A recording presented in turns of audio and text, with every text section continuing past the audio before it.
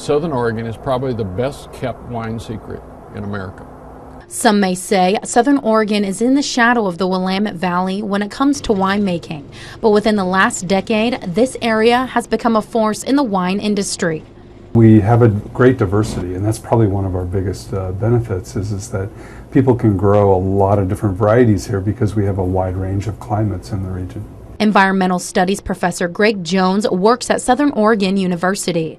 He specializes in the ever-changing wine business, and he says that diversity is drawing in grape growers from all over, especially our neighbors to the south in California. The growth of the industry is being driven by people having a wide interest in terms of what they can grow and what kind of wines they can make. If you were to really look at our climate potential, we can grow that many different varieties, and there's very few places worldwide that has that ability. Jones says unlike the Wilamette Valley, Southern Oregon has more potential for growth. Most regions are either a little bit smaller or their climate is not so varied and diverse, so therefore they can't grow as many varieties. The next 10 years could bring about the same amount of growth very easily because we have a lot of land that is very suitable for growing grapes in Southern Oregon. One big reason for the move, land affordability.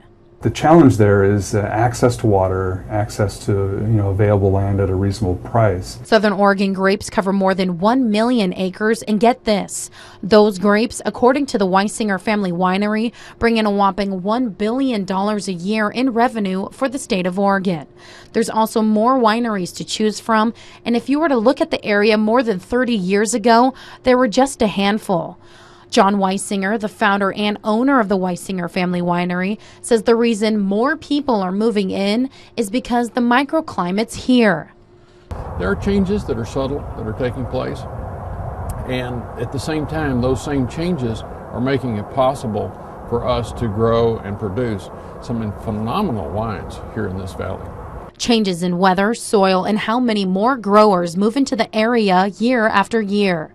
I see this year maybe more typical of what we're going to see in the future.